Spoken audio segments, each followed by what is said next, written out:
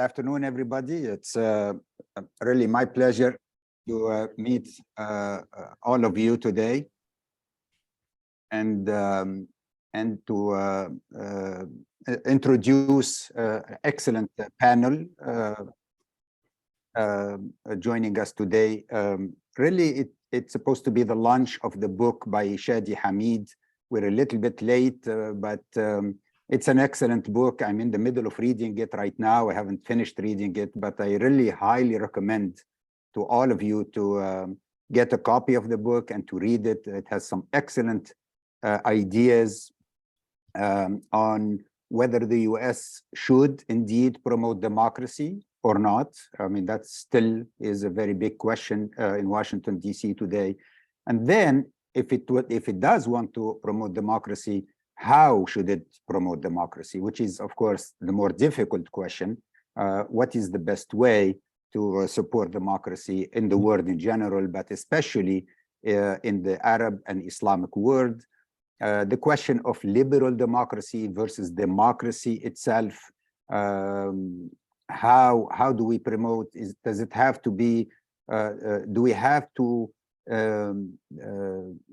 require democracy from the start to be liberal democracy, or can we be more patient because liberal ideas take more time and they have to come from within the societies themselves? So these are all very good questions that I think are extremely timely. Of course, this webinar is also very timely because today Tunisia defeated France in soccer.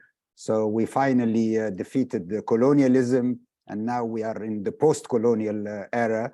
And you can imagine that the people in Tunisia and in the Arab world are jubilant, even though Tunisia was not qualified to move on. Anyway, so today we have three really amazing Muslim thinkers, Muslim Democrats, and liberal Democrats who are at the forefront of the struggle for democracy in the Arab world and in the Muslim world. They have been writing about it. They have been speaking about it for over 20 years. So I think we will have an excellent discussion with Shadi today about his book. And I think that this discussion will help to guide all of us and everybody who's interested in the promotion of democracy overseas. So without further ado, I'd like to introduce very quickly our three panelists. Actually, Shadi Hamid is a senior fellow at the Brookings Institute and an assistant research professor of Islamic studies at the Fuller Seminary. He's also a contributing writer at The Atlantic, where he writes a monthly essay on culture and politics. Shadi is very prolific. He has written several books, but his latest book is The Problem of Democracy, which we are discussing today. America, the Middle East, and the Rise and Fall of an Idea. His previous books include Islamic Exceptionalism, How the Struggle over Islam is Reshaping the World. It was shortlisted for the 2017 Lionel Gelber Prize for Best Book on Foreign Affairs. His first book was Temptations of Power, Islamists and Illiberal Democracy in the New Middle East. It was named a Foreign Affairs Best Book in 2014. He received his BS and Masters from Georgetown University and his PhD in Political Science from Oxford University. Then we have two really truly amazing discussants. Professor Nader Hashemi is the director of the Center for Middle East Studies and an associate professor of Middle East and Islamic Studies, Islamic Politics at the Joseph Corbel School of International Studies at the University of Denver. He is the author of Islam, Secularism, and Liberal Democracy Toward a Democratic Theory for Muslim Societies. And this was published in 2009. He is also the co-editor of The People Reloaded, The Green Movement and the Struggle for Iran's Future. It was published in 2011. The Syria Dilemma, published in 2013. Sectarianization, Mapping, and the New Politics of the Middle East, 2017. Islam and Human Rights, a Compodium, It's coming up in 2022, so hopefully will be coming up very soon. It's not out yet, Nader, right? Or has it been published already? Next month. Next month, okay, very good. So he is also a non-resident fellow at Democracy for the Arab World now, and he is also a member of the board of the Center for the Study of Islam and Democracy. Lastly, we have really an amazing thinker, prolific writer, Mustafa Akyol. Mustafa is a senior fellow at the Cato Institute's Center for Global Liberty and Prosperity, where he focuses on the intersection of public policy, Islam, and modernity. Since 2013, he has been a frequent opinion writer for the New York Times, covering politics and religion in the Muslim world. He is the author of Reopening Muslim Minds, A Return to Reason, Freedom, and Tolerance. This book came out last year in 2021. Also another book, Why as a Muslim I Defend Liberty, also in 2021. The Islamic Jesus, How the King of the Jews Became a Prophet of the Muslims, in 2017. And Islam Without Extremes, A Muslim Case for Liberty, in 2011. The Thinking Muslim, a popular podcast, defined Akyol's probably as the most notable Muslim modernist and reformer. In July 2021, the Prospect magazine of the UK also listed him among the world's top 50 thinkers. His seminal book, Reopening Muslim Minds, has been excerpted or reviewed in the New York Times, Wall Street Journal, Financial Times, The Economist, Los Angeles Book Reviews, Friday Times in Pakistan, and various other publications. So it's really a great privilege and honor to have such a distinguished panel today. I'd like to also mention that we have simultaneous interpretation into Arabic today. So if some of you are more comfortable in Arabic, you can push the interpretation button at the bottom of the screen, and you can select Arabic, and you will be hearing simultaneous translation of the debate and the discussion in Arabic. We will go first to Nader Hashmi, and we will, to Shadi Hamid, and we give Shadi 10 minutes to summarize the book. I know it's very little time, but just enough teasers to encourage people to go buy a copy of the book and to read it. Go ahead, Shadi. Great. Thanks so much, Radwan, for having me. And thank you to the Center for the Study of Islam and Democracy for hosting this conversation. As many of you know, CSID has really been at the forefront of these conversations from the early 2000s. So it's a pleasure to be here. So I'll just start by saying, first of all, that I'm very frustrated and pessimistic about U.S. foreign policy as it relates to the Middle East. And part of the reason I wanted to write this book is I wanted to lay out a fully fledged vision of what a democracy promotion policy could look like in the Middle East. If we really got serious about supporting democracy in the region, how would we do it? What would it look like? And of course, there's a theoretical argument of why we should support democracy in the first place. And I think that U.S. policy, it's flawed at such a fundamental level that we can no longer talk about tinkering around the margins. So it's not about how we can make slight improvements to Middle East policy. We have to really go back to basics and think about the entire edifice upon which U.S. policy in the Middle East has been based for really decades, from the 1950s onwards. So it's a very deep-seated problem and dilemma. And I think we really have to get serious about talking about these very basic problems in our approach. And the Middle East is worth focusing on. Obviously, the three of us on the panel focus on the Middle East, but the Middle East has also been ground zero for democratic dilemmas. And by democratic dilemmas, I mean, we as Americans, we say we want democracy in theory, but we're not comfortable with democracy's outcomes in practice. And we've seen this for several decades now. And really, in one way or another, we've been having this debate about democracy in the Middle East from the early 1990s. We had the 1991 elections in Algeria, where an Islamist party was on the verge of coming to power. A coup followed. The 1995 elections in Turkey, where an Islamist party came to power for the first time, followed by a coup a year later. The 2006 elections in Palestine, where Hamas came to power. And then, of course, the Arab Spring, where Islamist parties came to power in Egypt, Tunisia, and elsewhere. And unfortunately, there have been coups in both of those countries as well. So if you're sensing a pattern, well, that's because there is a pattern. Now, why are we so uncomfortable with Arab democracy if we're talking about American policymakers and observers? Part of it has to do with a misunderstanding of the democratic idea. That's part of what I argue in the book. Because we think democracy is good, we assume that it should lead to good outcomes. But in the Middle East, it doesn't lead to quote unquote good outcomes. At least they're not good outcomes if you're an American liberal. And here I mean a classical liberal.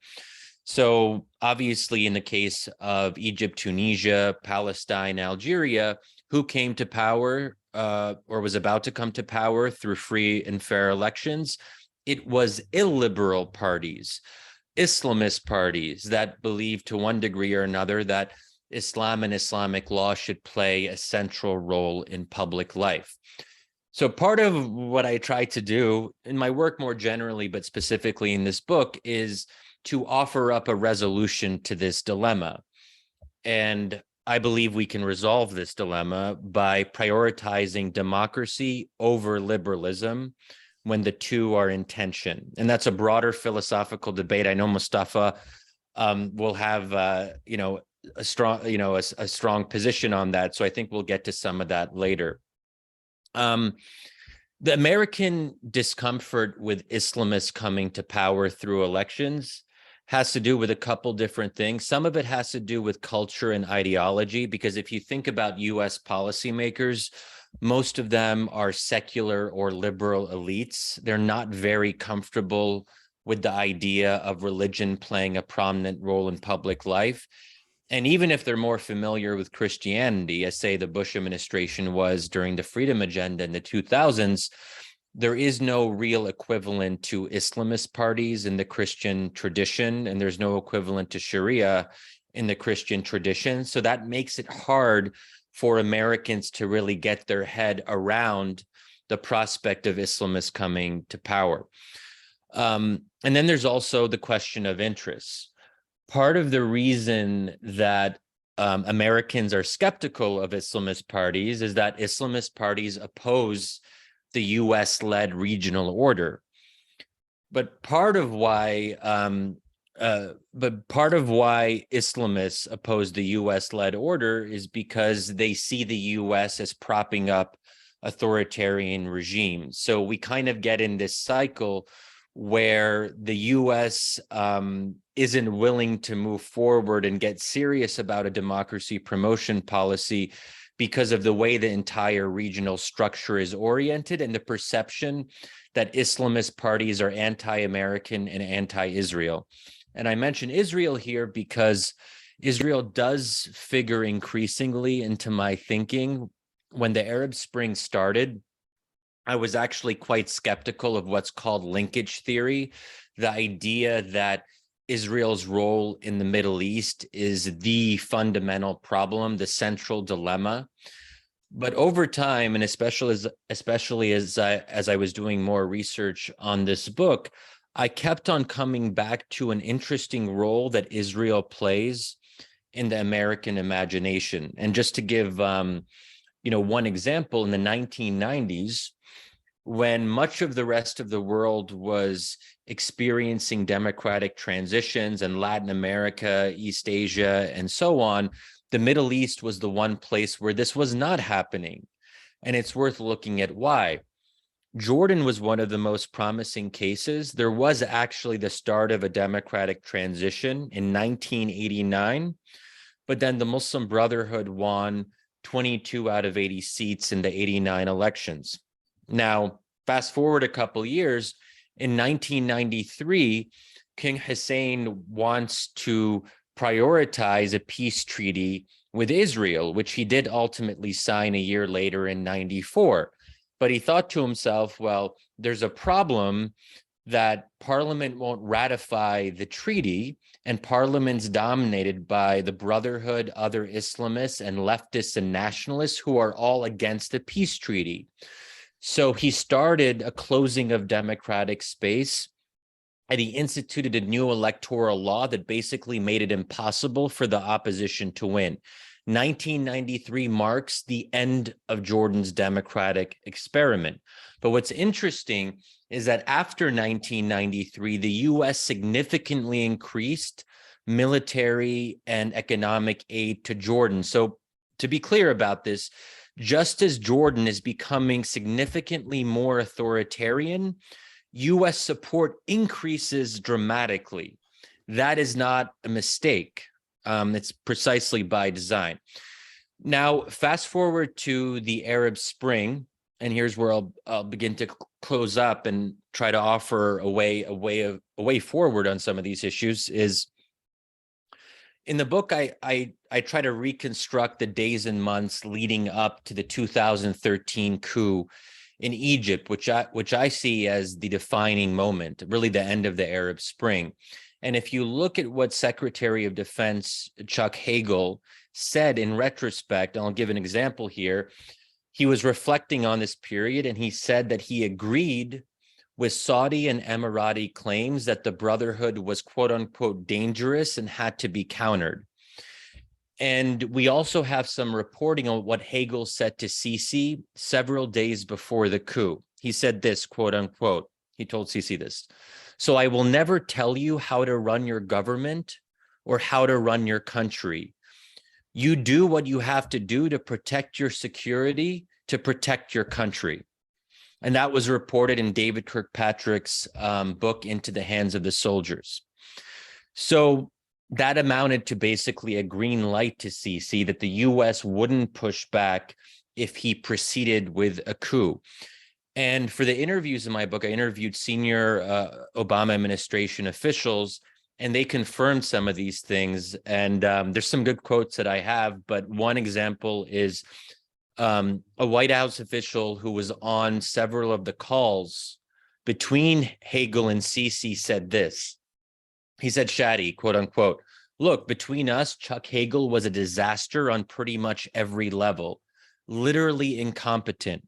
So relying on him to deliver these kinds of messages to Sisi was a major mistake.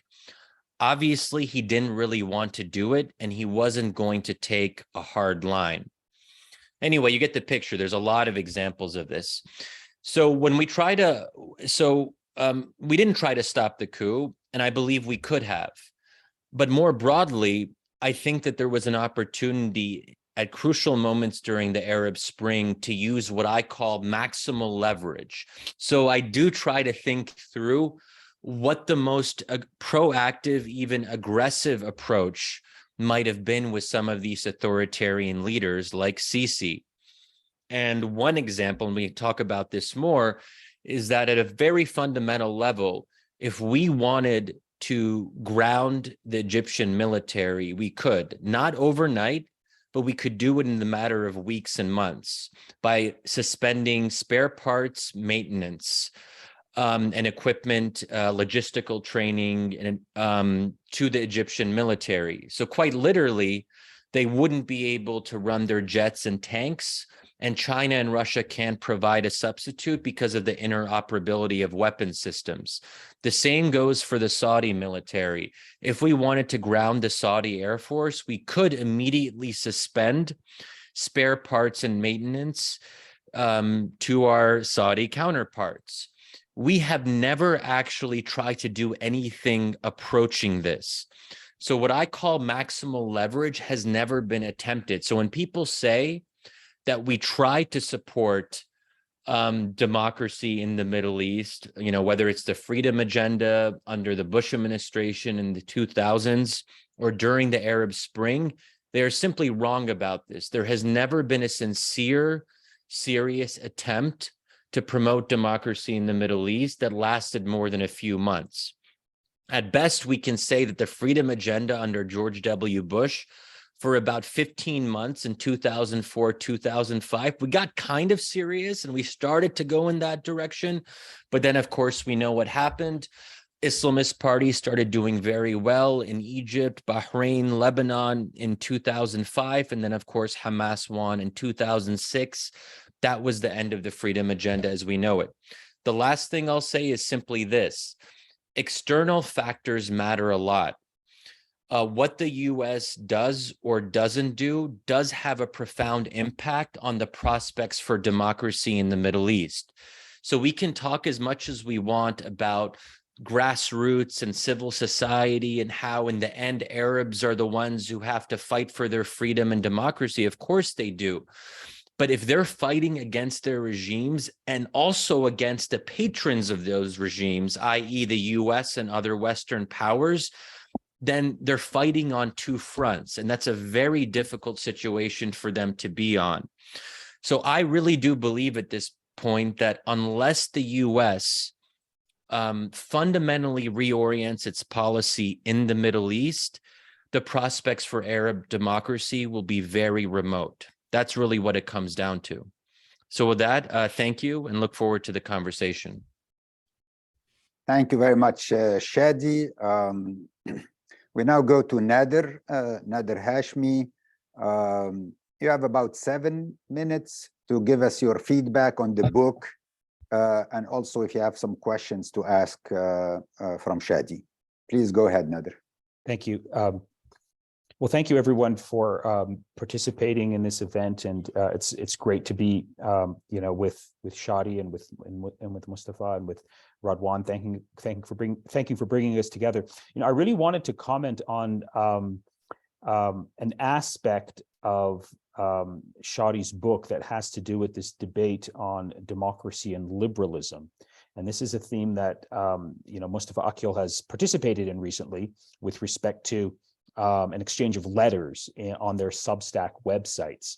And so I'm hoping that we can spend, some of our time talking about this very fascinating exchange between Shadi Hamid and Mustafa Akyol, which I encourage everyone to take a look at. There's been 2 letters that have been passed back and forth, and that's the bulk of what I want to comment on in the time that I've given.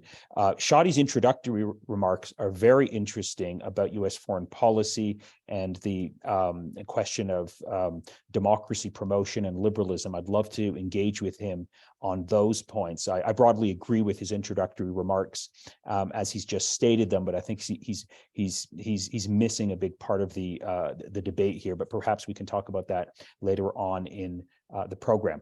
So, listening to Shadi's and reading Shadi's sort of, book on the question of, democracy in the Middle East and the Islamic world, he advances this argument about democratic minimalism. Mustafa Akyol has weighed in on this debate, criticizing that focus and emphasizing an argument about, the importance of liberalism as being sort of our guiding focus here in thinking through these issues. I find myself sort of agreeing with both of them on this question, and I want to sort of, try and bridge the difference between the two positions that I reread this morning.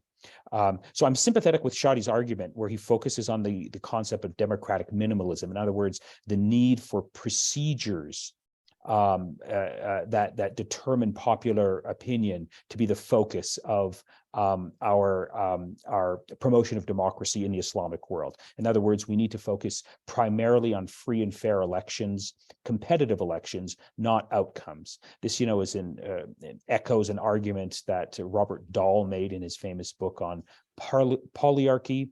Shadi's key point here is that our focus should be on means and not ends, on procedures and not outcomes. He does say that, he's open to the possibility of multiple political outcomes if we focus on democratic minimalism. though this is to be determined by Muslim societies, it shouldn't be assumed a priori. He does seem to hint that he's very much open to a liberal democratic outcome along the lines that Mustafa Akyol argues and defends, but he's very skeptical that that's a possibility in the medium to near future.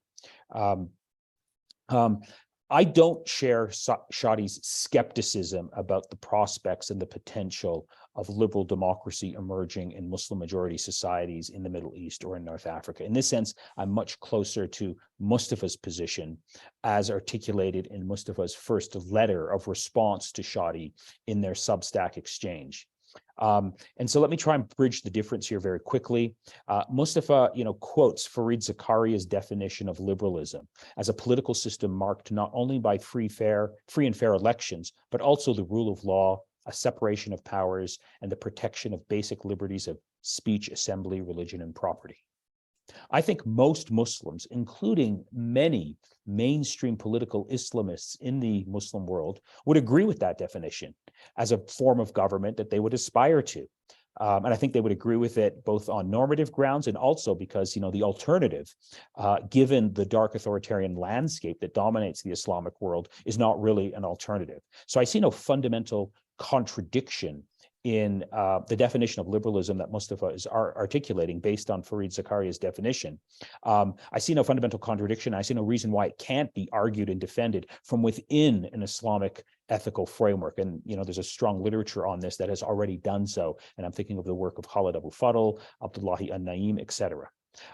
Perhaps Shadi could comment on, Fareed Zakaria's definition of liberalism and to what extent he agrees with it or not as a possible outcome in the near future.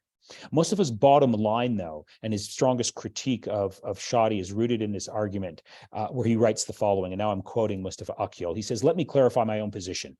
I'm a defender of liberalism. I want each and every country in the Middle East, in the Middle Eastern or other Islamic world to have limited government that respects universal human rights, because I do not want innocent people to rot in jail for what they believe in, what they think, what they say. I also want all people, from the most pious Muslims to the most vocal atheists, to live without fear with equal justice under the law."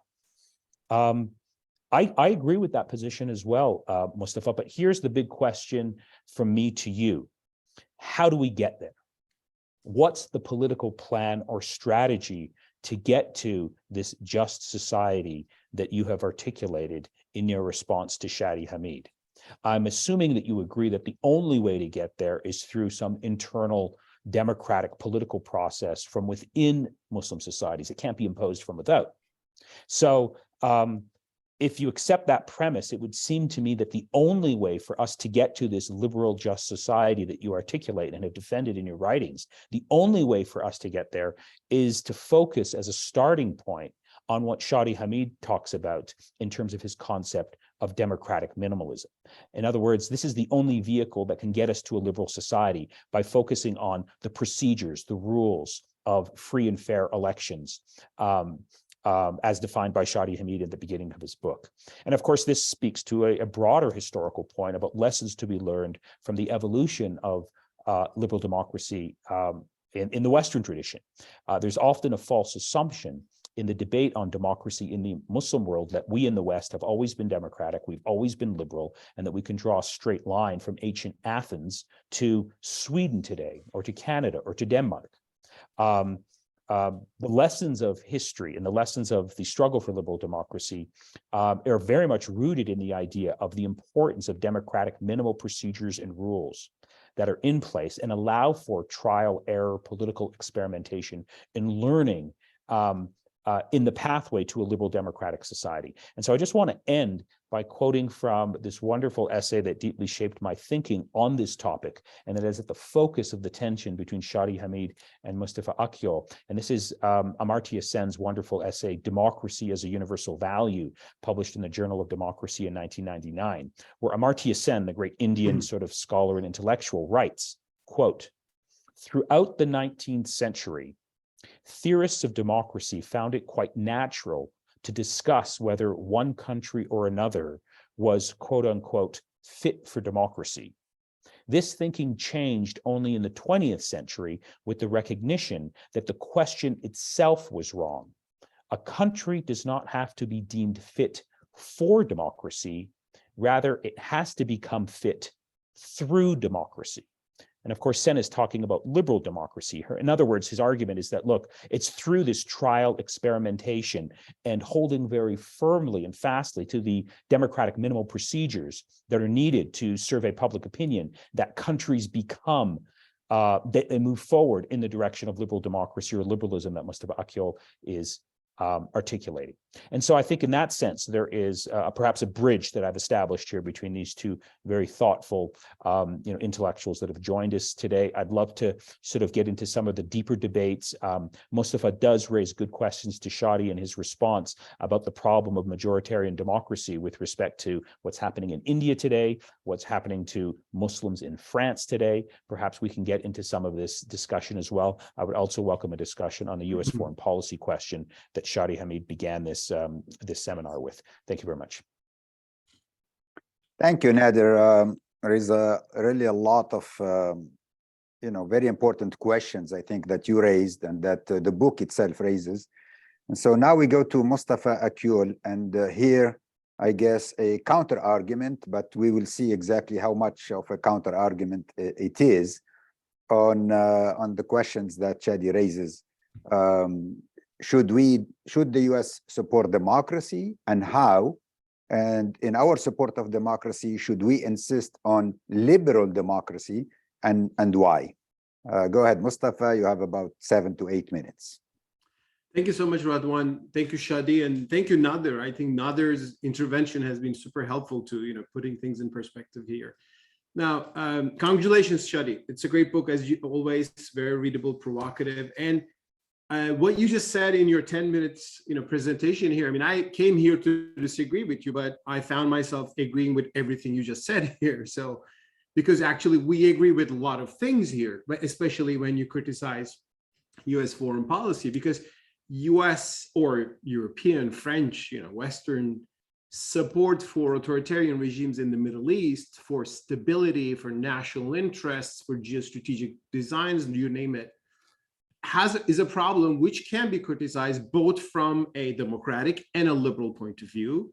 Even illiberal Democrats or liberals who are not even in love with democracy that much. I mean, you can agree with that because these are authoritarian regimes and these are the main problems. So there's no doubt about that. So I agree with you. And one thing I also should clarify is I find myself here defending liberalism. Liberalism is such a pejorative term in different parts of the world today. So I should just clarify what it is. I mean, in the US, it became the name of a kind of a certain left-wing politics. But, people who know better know that we're speaking of a broader framework. I mean, a constitutional government with limited powers and under which citizens have their inalienable rights. That's the US constitutional system that I call myself classical liberalism. So I'm an advocate of that. In the Muslim world, people sometimes understand liberalism as just not being religious or just being anti-Islamist, right? So I found myself quite shocked in 2013 in Egypt when I saw the Rabaa massacre in Egypt, one of the worst, colossal atrocities, and I think in the history of the Middle East, where more than 600,000 protesters were killed by the regime. The liberals supported that. I mean, I wrote an article saying Egypt's fascist liberals. I mean, obviously being an anti-Islamist doesn't make you a liberal, or being not an observant Muslim has nothing to do with being liberal. So that's why in my response, that's why I have a problem with Shadi sometimes using liberalism in a not well-defined way, in my point of view, and in the way that I mean. That's why I gave these quotes. I mean, according to Hayek, liberalism is limiting the coercive powers of all government, whether democratic or not. And, of course, Fareed Zakaria gives a more constitutional definition of liberalism. Now,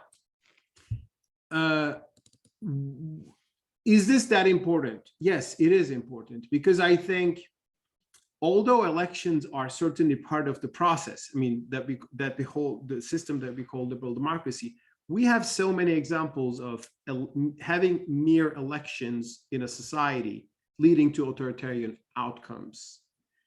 It doesn't protect minorities from oppression. It doesn't protect individuals from the wrath of the state. And I know this very well as someone who's coming from a country who's democratic, but not liberal, and has gone extremely illiberal in the past 10 years gradually, which is Turkey. I mean, if you look at Turkey's freedom of speech scores, if you look at in Turkey, what happens to people who are critical of the government, despite the fact that there are elections, competitive elections, and go. So is that an ideal model? Well, I don't think so. Also, I ask Shadi to just zoom out of the Middle East. We're not just speaking about the Muslim world here. Look at India, right? India, you have elections and the Hindu majority comes to power. So if we go with democratic minimalism, we should be fine with whatever the Modi government in India is doing. But India's Muslims are not thinking like that, as Copts in Egypt would be uncomfortable with a majoritarian Islamist government, which would have certain worldviews that will not go well with the Christians or other minorities. And you could ask the Middle Eastern Christians about these issues, and we all know these problems. Now my problem with it is we are critical of authoritarian governments. There's no doubt about that. But Shadi does something else in his book. He, as I understand, he rejects the idea that there are these universal norms of human rights that we should defend regardless of whether the society, believes in those rights or not. So those rights should come out of the society. They should come out of the democratic process. If people agree with these rights, yes, but there is nothing transcendent about these rights. Well, that is exactly where I disagree. And again, I ask him in my article, like, what do you say about France, right? If the French society doesn't believe that women should have to dress in the way that they believe, that they can wear hijab, they can wear niqab, if they ban these rights, how do we stand against this? We should have something called religious freedom. So that's why I am skeptical of a liberal democracy definition as democracies, which can easily justify illiberal democracies, which can be very authoritarian and very oppressive. And we see this all across the board today in different parts of the world. We even see this within Western societies. There are trends towards illiberal democracy, which are threatening to minorities, including Muslims. I mean, if you're speaking about the Islamic worldview here. Now, Nader asked a very good question. How do we get there, right? Like, how do we get to, and is democracy the process? Democracy is certainly one of the key processes here. But I will remind you a column written by someone who we knew and who, of course, was brutally murdered. He's probably a martyr of democracy in the Middle East, Jamal Khashoggi. I think probably you all knew him. In 2018, he was brutally murdered in the Istanbul embassy, Istanbul consulate of the Saudi government by the thugs of the Saudi government, right? In his last article, he wrote, the title of his last article was, "What the Arab world needs most is free expression." So it didn't say just elections, he said free expression, which is a liberal value, right?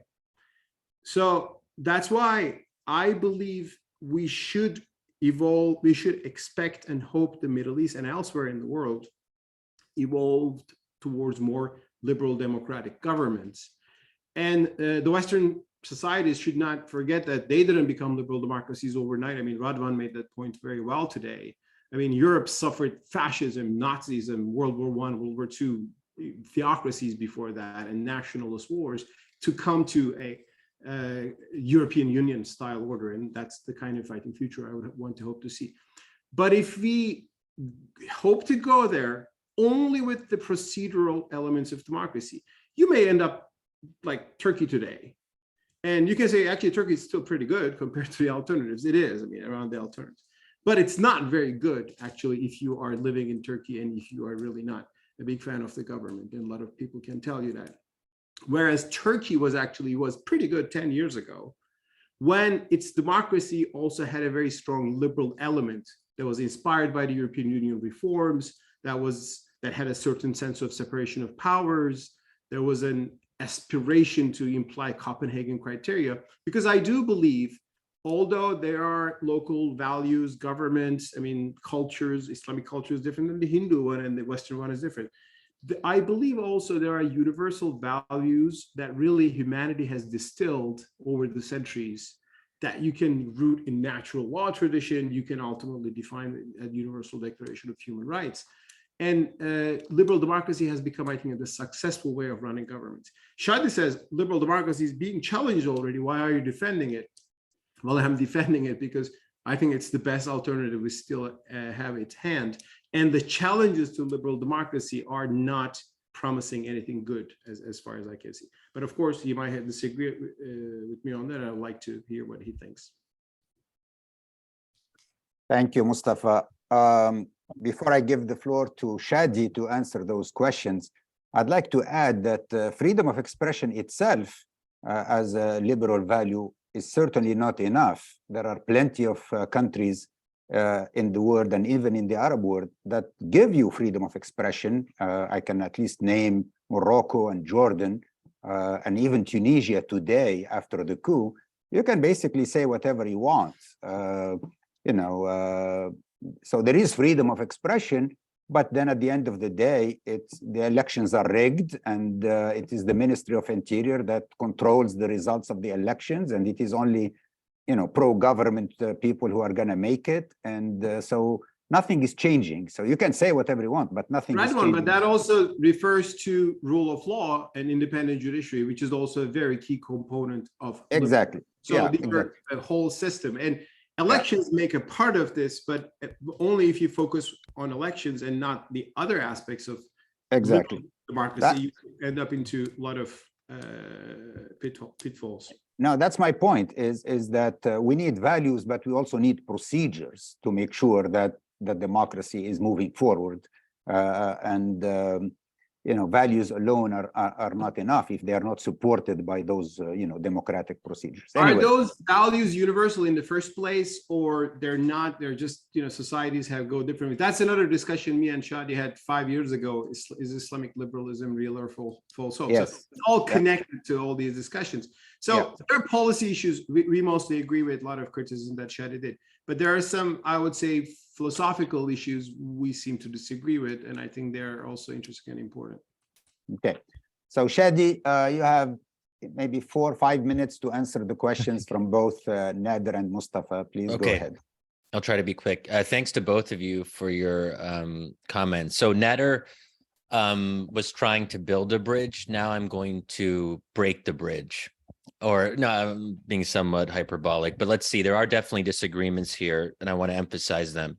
So the danger with focusing on liberalism as the end goal is that at some point you have to make a choice, because there are trade-offs.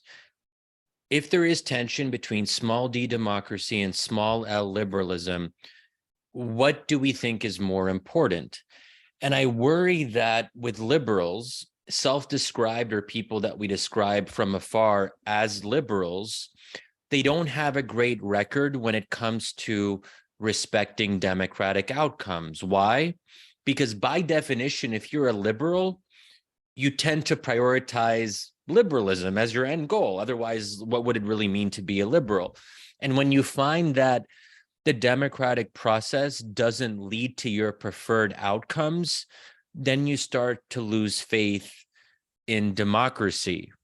And I think that we see this not just in the Middle East, but throughout the world, including here in our own country, in the US, where many liberals, when, say, Donald Trump won, were not fully willing to accept that outcome and then work to delegitimize that outcome. We don't have to get into that too much, but just to say that I think this is a struggle that self-described liberals often have.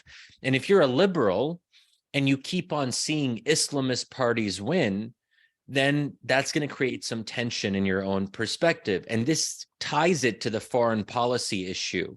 And I should be more explicit about this.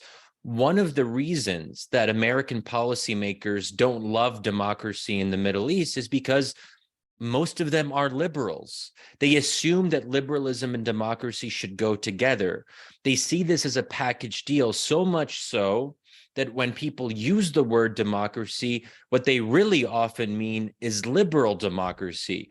And whatever you want to say about Islamists, I don't think anyone would classify them as liberals. In other words, they are not believers in the classical liberal tradition. Now, the definitions that Mustafa emphasized, we might differ a little bit. So first of all, limited government. Most liberal democracies today do not have limited government. They have very strong centralized states, and this applies to almost every single European democracy. Separation of powers is not intrinsic to liberalism. We have the Westminster system in Britain where you don't actually have all that much separation of powers. There isn't an executive branch and a Congress that check each other, so on and so forth. So when I talk about liberalism, just to be clear about where I'm coming from, it's not just personal freedoms and individual autonomy, the sorts of things that are captured in the US Constitution. There's a broader ideological framework which implies a restricted role for religion, which prioritizes the individual over the collective, and it prioritizes reason over revelation. And these are the parts that are going to be most objectionable from a religiously conservative viewpoint in the Middle East. And even if you look at one of the great theorists of liberalism who actually tried to bring religion in, John Rawls said that you can believe in your comprehensive doctrines, i.e. your religious beliefs, but when you're arguing in the public sphere, you should justify your arguments through non-religious justifications. Why? Because you want people who aren't Christian or aren't Muslim, atheist, secularist to understand your argument. So you have to speak in these religiously neutral terms. So in practice, liberalism does imply a limited role for religion.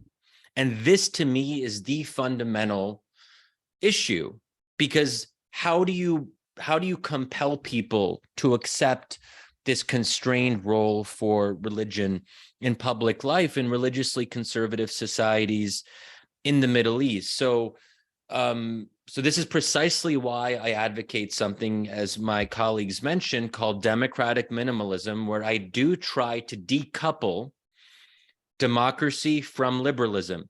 They're not completely separate. They overlap in important respects. So, for example, if you want to have competitive elections, you need to have some minimal level of freedom of expression, the right to hold protests, the right to criticize the government, because if you don't have that, then you won't be able to communicate your preferences to voters. And voters won't even know to vote for the other party in the next election. So there has to be obviously some of that. Without freedom of expression, then you don't actually have a fair playing field when it comes to considering different parties. But when we look at the cultural and social and religious aspects of liberalism, that's where there's going to be a bigger dichotomy. So, for example, when it comes to things like inheritance laws between the genders or gender equality, minority rights, these sorts of things, these are going to be more contentious. Or even in our own context in the US, the right to have an abortion or blasphemy laws. Should an elected parliament have the right to pass a blasphemy law that limits the degree to which you can insult divine texts and prophets? I don't personally like that. I don't want to live in a society that puts restrictions on that, but I do believe it is the right of any electorate to decide where they want to draw the line, because different societies. That's a question right here. Okay. Therefore, do you think it's the right of the French electorate to ban niqab? Yes. Yes, it is. Good to know that. We should put that. Okay, and I'll just end here. But so you mentioned France. What and else? India. Yeah, what else? Well, Let's okay. get all the examples, right? I mean, what about India? Like, for example, should the Hindu majority ban Muslims from eating cow meat? Or Okay, yeah, so I'll address that. So yeah, I mean, all these Yeah, Mustafa. Yeah, let me address that. I got it. Because here's what's important. When we are speaking about a society where Muslims are majority, of course they should be able to assert their values, and that's democracy. That's illiberal democracy, and that's good. I'm sure our fellow Muslims who listen to us are convinced by that argument. But let's also apply this argument to places where Yep. Muslims are minorities. Okay, let's do it. So France, as you know, Mustafa, I've been very critical of the French government for its limitations on religious dress. So women can't wear the hijab in certain state institutions at certain levels of state education and so forth. And that's, to me, outrageous. But if the majority of French people and their representatives in parliament, if that is their preference, I have no choice but to say, look, I don't like it. So there's a way of saying, I don't like the democratic outcome, but I have to respect it. Just as when Donald Trump won, I was very frightened. I was worried about his anti-Muslim policy. Wait, hold it. Let me just. We're not Mustafa, saying, we're not calling you to break the French laws there and so on and so forth. But you wouldn't have a concept called religious freedom through which you can condemn those bans or oppose those bans in principle. You're not going to break the law. We're not speaking about that. You're not going to overthrow the French government. But with your line of reasoning, if the French people decide that way, and it could be more, I mean, it could be, well, no hijab on the street at all. I mean, Le Pen actually wants that, Marine Le Pen. She threw the idea that any hijab should be banned on the French streets. So Shadi, with your line of reasoning, you would say, yeah, sure, I don't like that, but that's what the French people want. Sorry for French Muslims, it's their problem, they're a minority, the majority rules. I wouldn't say that because I believe in something called religious freedom. And I think it's about the will of Mustafa, people, those people being French or Indian or Muslim or Sunni or Shia. So I do believe in universal absolute rights. And I think that's the difference. Yeah, and I'm much more uncomfortable with the language of universal transcendent rights. That all of it. Familiar. Yeah. And I think that you're right to emphasize this distinction because it gets at a philosophical difference. So, the bottom line is this: you can't force people to be liberal. So, as disappointed as I am in the French, okay, look, to be not slave owners. Okay, hold on, Mustafa. Can you just let me just finish the thought, and then we can return to something. Okay. But I just want to say that I don't really know what you're suggesting here, because in France, what are we saying? Is there a way to force French voters and French parliamentarians to have a different view on hijab? Democracy produces whatever outcome it produces, and there's not a whole lot you can do if there is a strong popular preference for a certain set of outcomes. So even the Muslim ban that Trump instituted in 2017, of course I was opposed to that. But does Trump, as the elected president with executive authority, have the jurisdiction to do that? Yes, he does. And this is the challenge of democracy. Democracy does lead to personally threatening situations where you feel that things are going downhill. It feels existential to you, especially if you're a minority. But then the solution to that is not imposing something from above. I don't even know who would do the imposing of these liberal ideals. We have a constitution, but the constitution only takes us so far.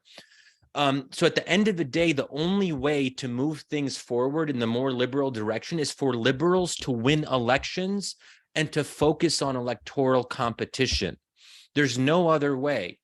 And this is a better way of approaching things because it forces people to get in the nitty-gritty of persuading their fellow Americans or their fellow Frenchmen or their fellow Indians to change their views. But if there is a beef ban in a particular state in India, as there are in several Indian states now, that is democratically legitimate. It's bad, it's abhorrent. I don't like that idea at all. I think it's very frightening what's happening with the Muslim minority in India. But are you really trying to tell me that on the local level, the majority doesn't have the right to institute beef bans if that's their preference?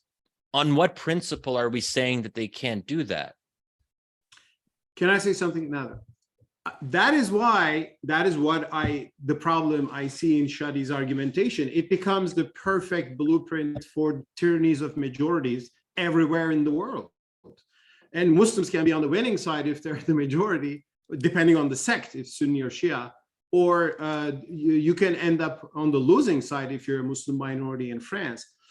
Who is going to stop this? Well, that is why something called liberal democracy is important, which has a sense of independent judiciary, a judiciary that believes in, hopefully, supposedly, something called universal human rights. When Trump came and passed the Muslim ban, limited but still Muslim ban, he was stopped by a court, and the court said this is unconstitutional, right?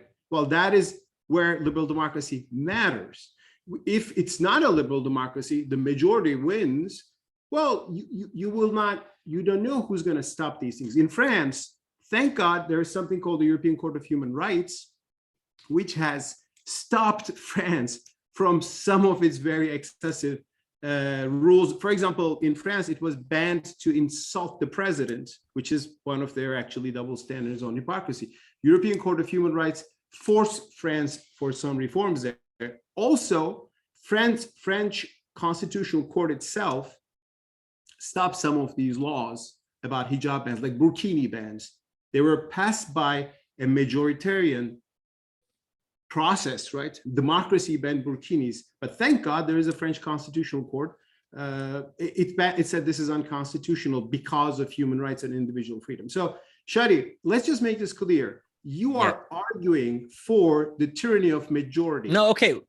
So Egypt, let me interrupt India, you then, because France and the United States, and no matter China, whatever, there's a democracy there too. I am arguing for universal human rights, according to which we should try to establish processes, independent judiciary, and we should have an intellectual stance for this. So just to clarify, Mustafa, on because this is an important point. So India already has an independent judiciary. Israel, which is one. But I'm just saying that having an independent judiciary doesn't actually resolve your objection. Israel has one of the most active independent Supreme Courts in the world. It is an illiberal democracy. Arab citizens of Israel are effectively second-class citizens, as you know. So that's just worth keeping in mind. And as you know, in the first chapter of the book, I explicitly say I am not calling for tyranny of the majority. The majority cannot do anything it wants. There are always limits.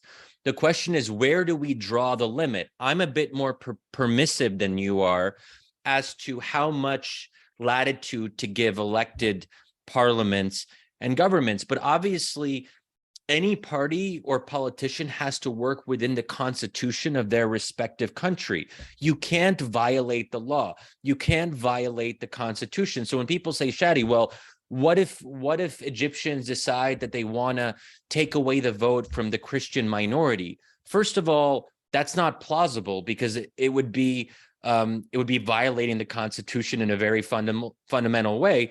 But also, Egypt would no longer be a democracy if Christians didn't have the right to vote, because you would no longer have universal suffrage.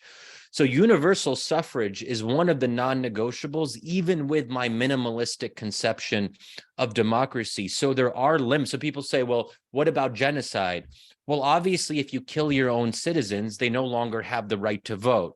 So these, I think, are a little bit more extreme examples. You pay attention to rights that are related to voting, which is kind of your sacred pillar here. So voting is important. Rights about voting are important, but rights such as freedom of expression or religious freedom, they're not that important. Majorities can crush them wherever they want, and that is your definition of democracy. And I'm very uncomfortable with that.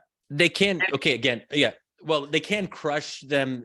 They can crush them in whatever way they want. Again, it depends what constitution that we're talking about. Yeah, let's say they have a constitution which allows that sort of thing. And of course, Well, the very idea of constitutionalism is a contribution of liberalism to world history. But of course, just merely having a constitution, it's not enough itself. But the Universal Declaration of Human Rights, international agreements on human rights, these are values. And how do you negotiate with those values and the local culture and the political system is of course, is a challenge in every country, and there are differences. But if we go with your line of reasoning, if there are elections in a country, people vote, and rights about voting are important, but other rights are not that important, I think we will end up with having, which again is not what I said. I know that you're sort of giving like a little bit of a hyperbolic version of my argument, but Mustafa, I wouldn't. But I'm putting it clearly what the consequence of this line of thinking will be. That's why I wanted you to comment on France, which you did, which was very, I think, helpful. But the consequences of your line of thinking, Mustafa, I worry, is that it actually deprioritizes the fundamental building blocks of democracy, the number one priority. If we're going to focus on liberalism, then we're talking about a very long process that takes decades, and we don't even know that people will move in a liberal direction if they have the choice. So it creates this idea of sequentialism, which makes me nervous.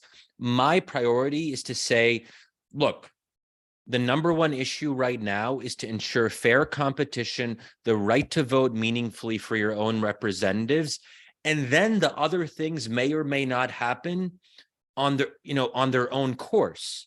We didn't get to those things right away either in the American context. So I think it's also a question of sequencing and emphasis. The biggest problem right now in the Middle East, specifically the Arab world, is the lack of any kind of democratic competition and the ability to freely choose your own leaders through regular elections. So I want to shift our public debate, especially here in America, to focus in a very serious and concentrated way on that question without letting all the liberalism debates distract us from that priority. That's good. And what I want to do is minimize human suffering right now, everywhere in the world, wherever that context is. And curbing revengeful, oppressive majorities is one of the key, I think, aspects of that goal. I think these are very, very good points on both sides. But unfortunately, we're a bit out of time. I'd like, first of all, to ask permission from the three of you to go a little bit longer instead of ending at 2:15. Can we continue until 2:30? Can we extend? Sure, happy to on my end. A little bit more, because there are a lot of questions from the audience also that we'd like to hear from. And there is these are very difficult questions. I'd like to say that I don't see really a contradiction between what Shadi and Mustafa is saying, except in terms of timing and prioritization. I think Mustafa is talking about the ideal democracy. The long-term objective of democracy is what kind of society we want to build. Yes, it is what I think Mustafa is describing in the long term. But Shadi is emphasizing the immediate needs for short-term democracy, that's why he's calling it minimalist democracy. The long-term democracy might take decades, might even take centuries. In some countries, of course, not all the Muslim countries are at the same level. So some might be more ready to do it more quickly than others. But Shadi is saying, look, we have to start the process, and we can't wait for the perfect democracy, which, as we know, doesn't even exist even in the United States or in Europe. There is no such thing as the perfect democracy that we are all aspiring to. It's always work in progress. It's always a goal that we must attain and we must pursue.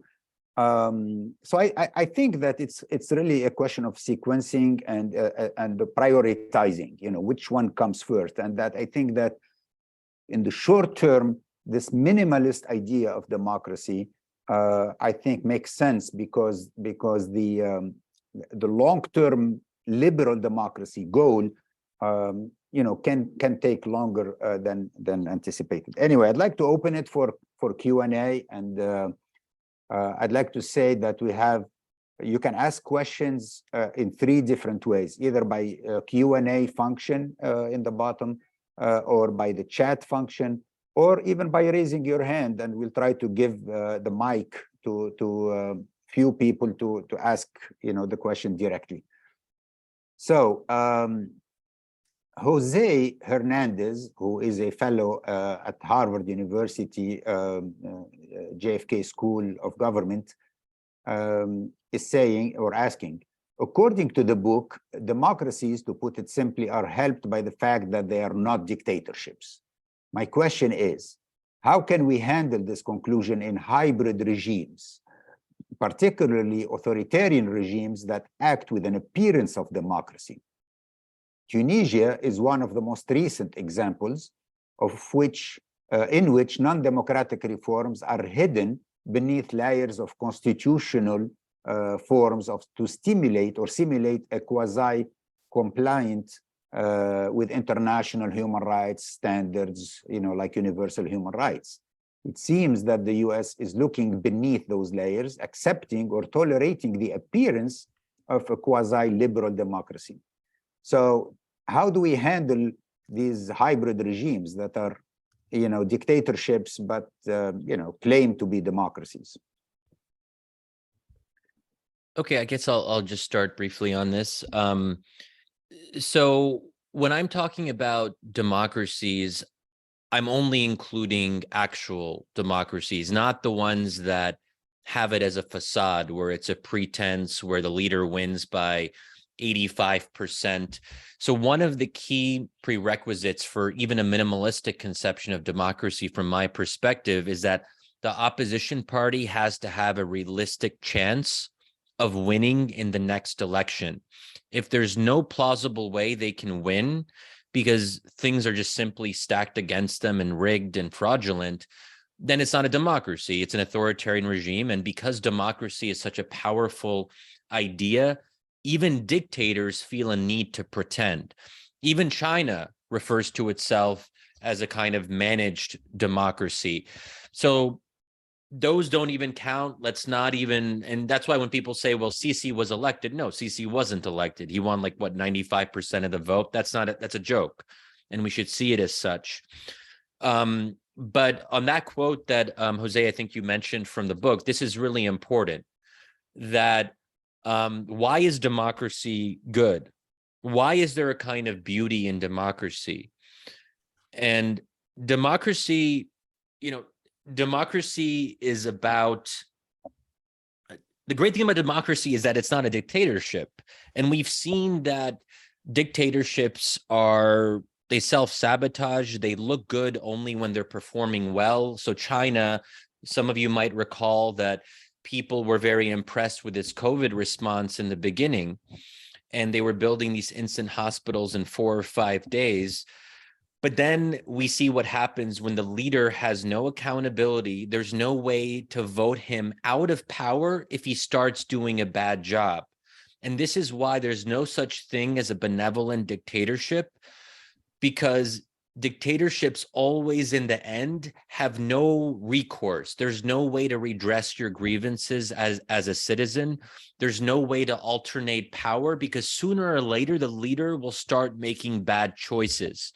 When we're talking about mere mortals, they will always start making mistakes, and then you're stuck if you live under a dictatorship. On the other hand, we as democracies, we might be messy, chaotic, inelegant, but we have one thing that a dictatorship will never have, which is the right to change our vote, the right to unseat the leader every 4 or 5 years, whatever the period of regular elections are. We have a chance to get it better. There is that built-in mechanism, and that's really a beautiful thing. So we can forget about, does democracy lead to liberalism? Does democracy lead to these other outcomes that we like?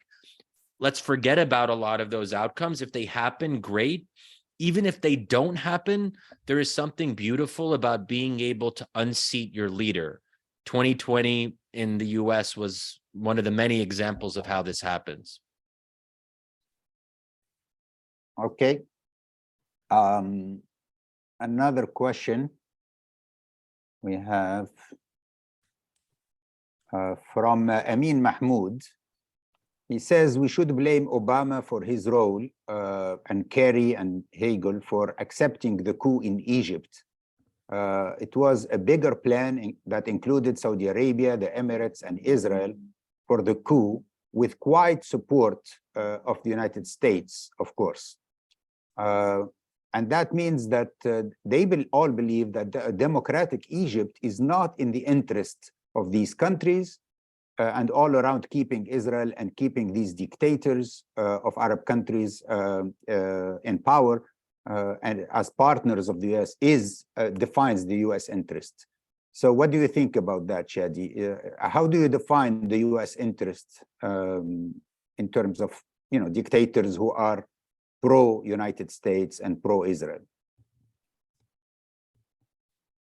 First of all, it's a good point from Amin that it's not just about the U.S. role, but we have to look very carefully at the role of Gulf actors, specifically the UAE and Saudi Arabia. Now, part of the issue here is you can say, well, the U.S. can only do so much.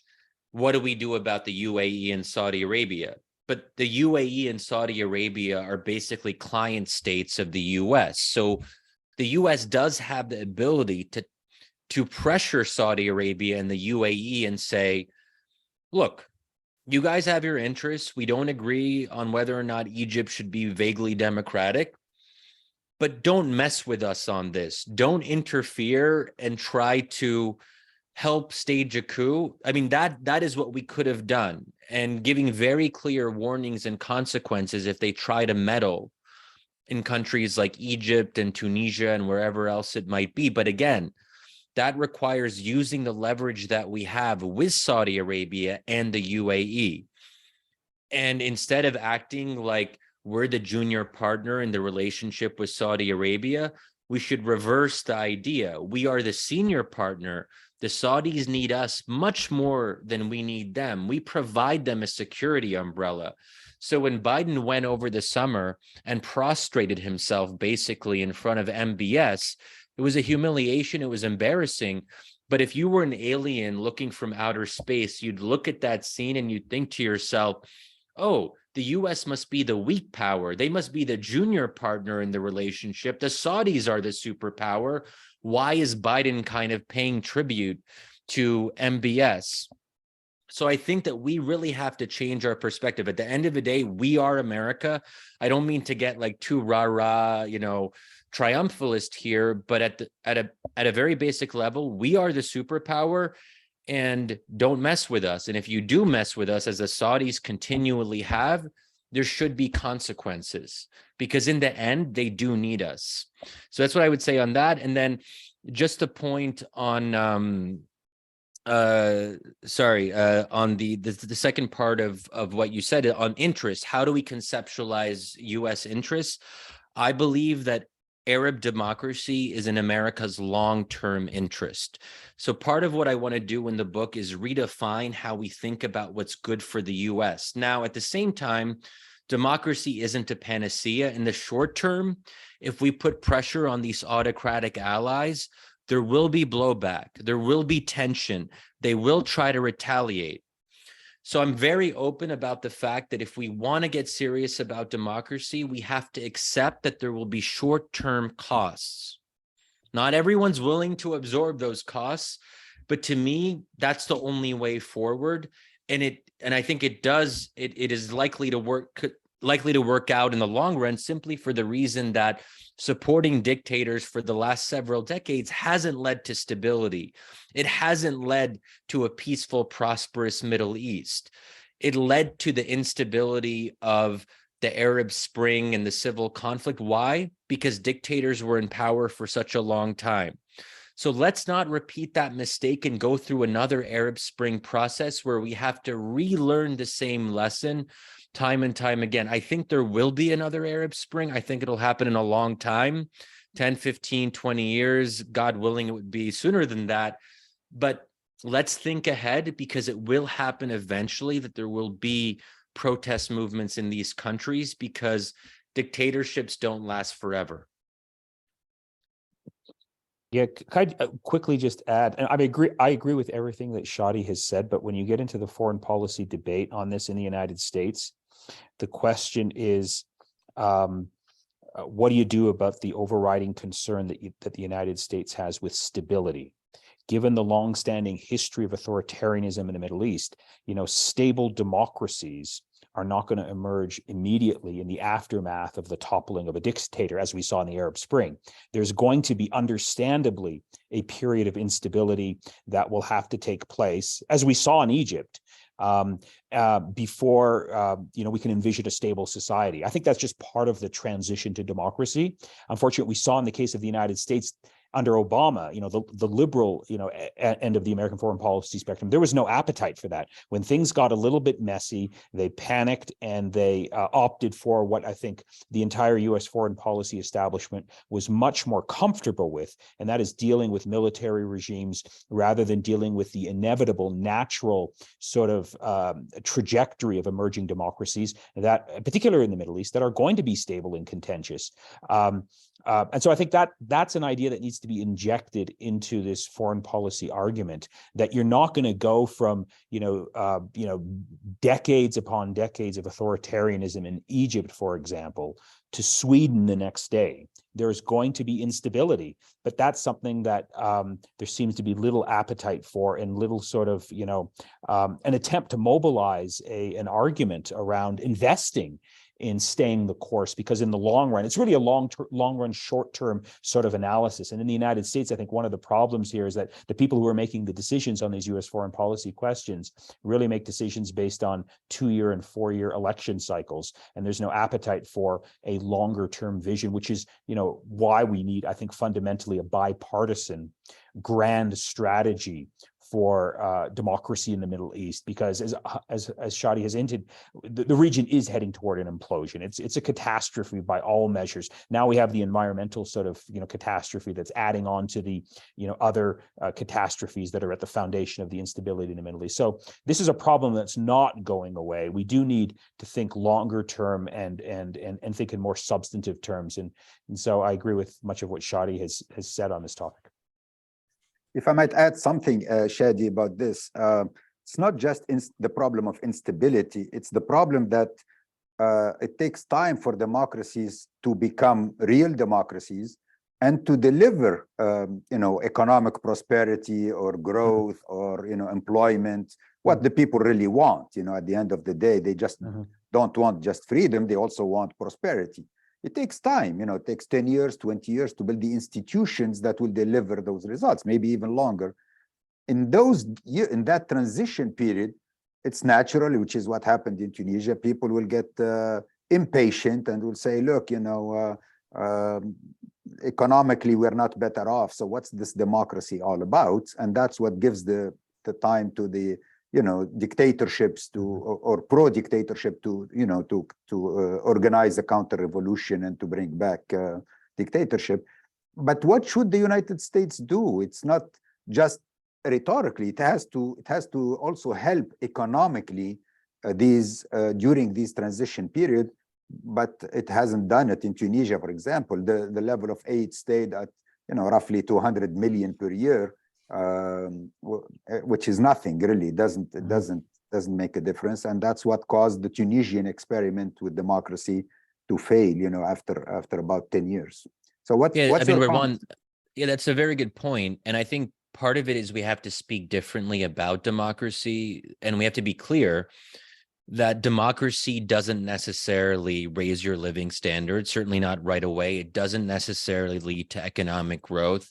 It doesn't necessarily lead to better employment prospects. And I think that, many Tunisians assumed that because democracy was good, it would improve their lives. And this is why I'm very skeptical of any kind of outcomes-oriented approach to democracy. Anytime we're assuming that democracy will give us other outcomes, we have to be careful there, because it raises expectations that are then often shattered.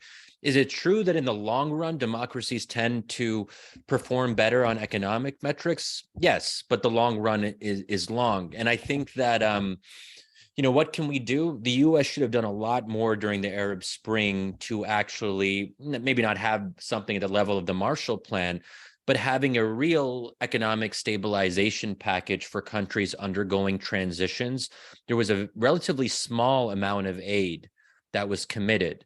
I forget the numbers, but it was actually like very small in the broader scheme of things. And the IMF and the World Bank, unfortunately, did very little to stabilize Egypt and Tunisia when they were democratic. And the irony is that the IMF and the World Bank became more supportive of Egypt and Tunisia after they became authoritarian.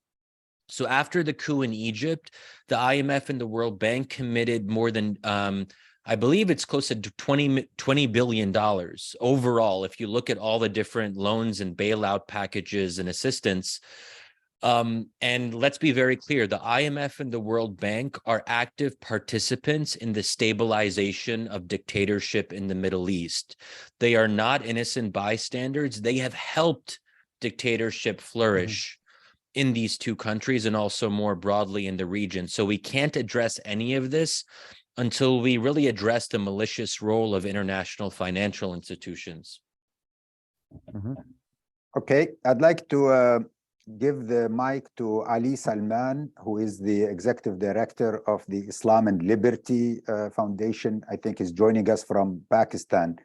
Ali, please go ahead. Can you hear me, Radwan? Yes, Ali, welcome. Oh, okay, thank you. First of all, congratulations on Indonesia winning the match today.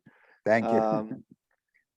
Very interesting discussion, both Shadi and Mustafa and Nader. I've known and followed each of you, tremendous intellectual contributions.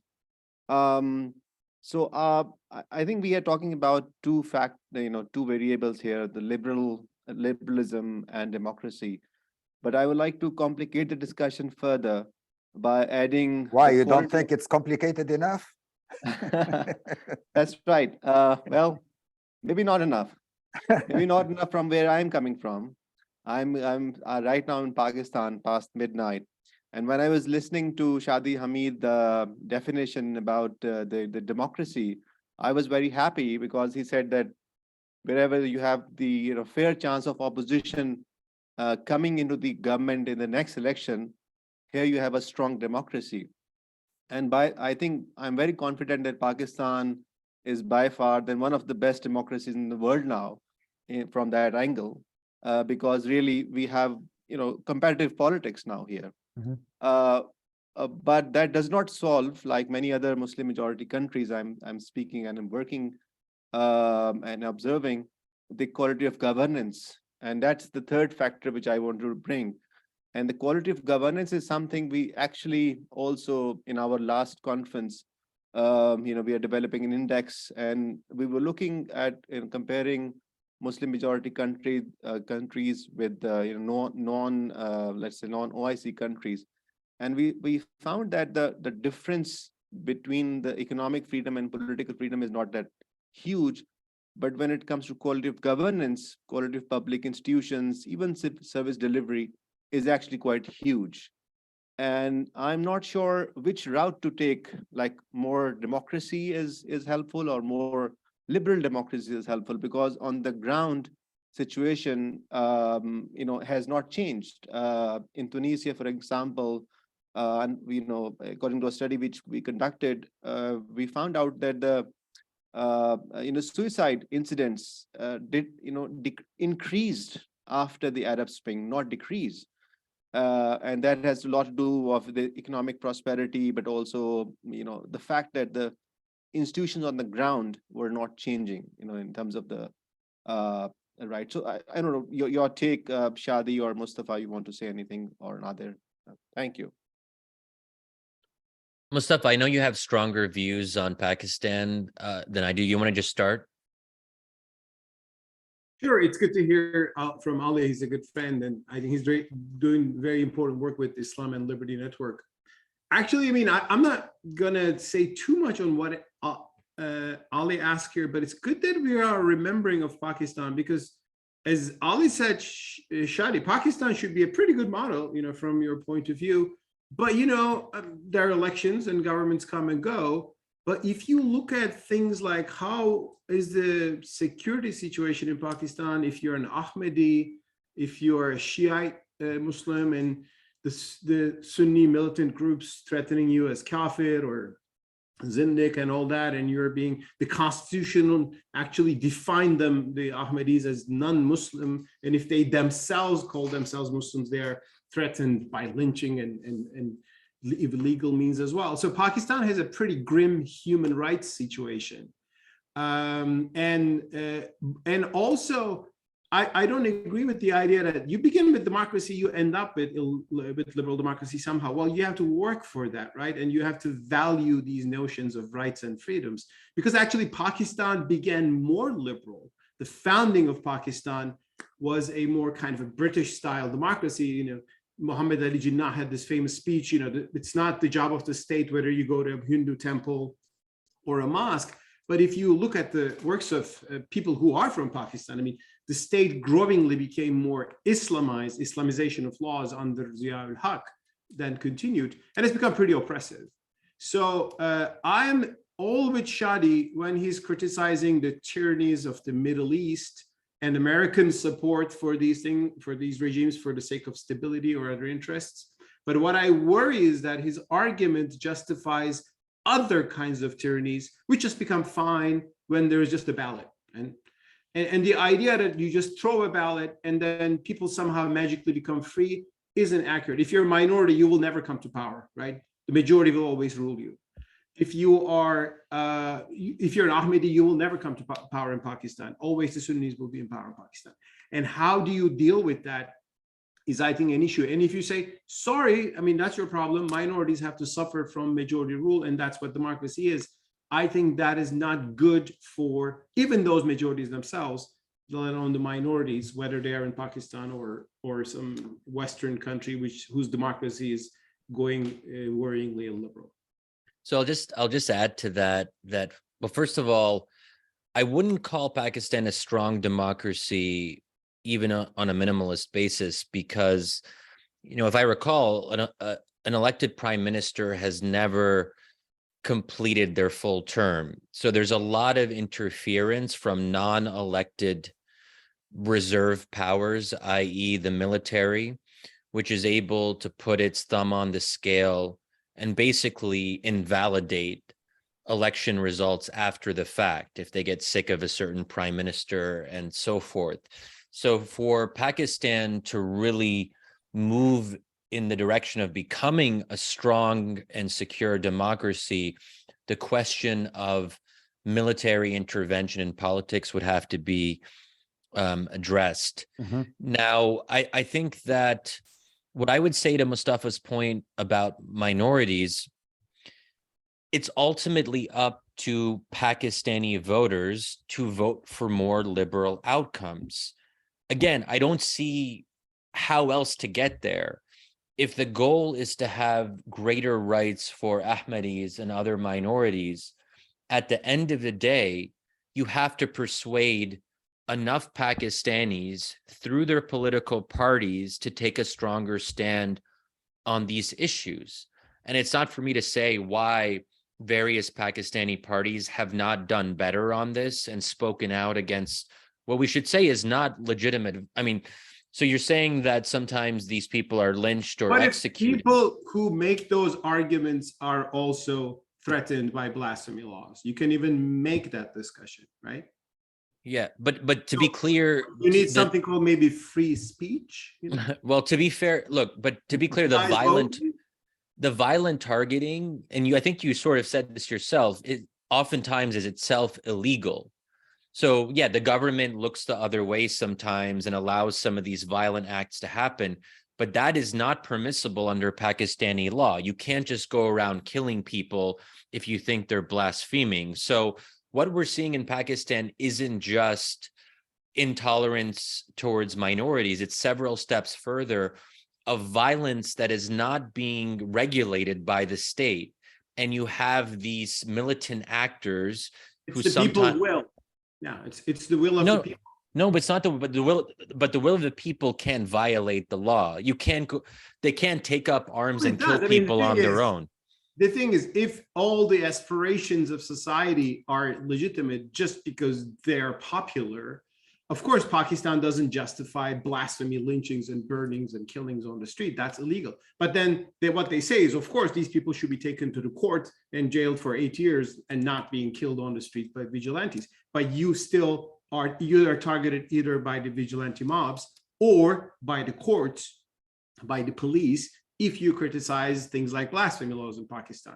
So that's why, yes, I mean, societies are hard to change, but I think the dynamic for change for the better isn't mere elections, period, but some other things called, one of them is free speech and laws that protect free speech. Of course, how do you have those laws? I mean, well, that's a discussion, right? But do we value these things or not in the first place? I believe in valuing these things, whose benefit to humanity we see, especially when we come from a place where we're not in a position of power, right? I mean, we're in a position. But Mustafa, what you're saying isn't really practical here, because the only way to actually have stronger freedom of speech protections in Pakistan is through constitutional amendments. And the only way to do that is to have a supermajority deciding they want to go in that direction. So if we just talk about abstract liberal values, we're not actually helping people get closer to these outcomes, because we're ultimately talking about something that's not realistic. What is realistic is liberals organizing more effectively, because they do have political freedom to start new parties, to contest elections. That would be the hope. If we want to see a better outcome in Pakistan, then the parties that are a little bit more liberal leaning have to actually do better in elections and then advocate their positions and persuade their fellow Pakistanis. There's no way to get around persuasion. Well, I mean, Ali can say more about the Pakistani context, but I'll say you something from Turkey. Turkey, in the early years of AKP, accepted a constitutional amendment which said international human rights treaties are above the Turkish law. So that was a very good thing. Saved a lot of innocent people in Turkey from going to jail for their ideas on Kurds or Armenians or you name it, whatever the hot button issues are. Of course, AKP pulled that back once it became the absolute hegemon. But there is an idea of also, there's something called European Court of Human Rights, which actually continuously punishes Turkey or Russia or other countries that are in its orbit, and Turkey is moving away from its orbit for the obvious reasons. So there is something called international law, international agreements that you sign up to as a country, which actually compels you legally, to do some legal reforms. So you don't have, you don't kill people just out of your. Okay, but yeah, well, Mustafa, this is where you definitely lose me, because the idea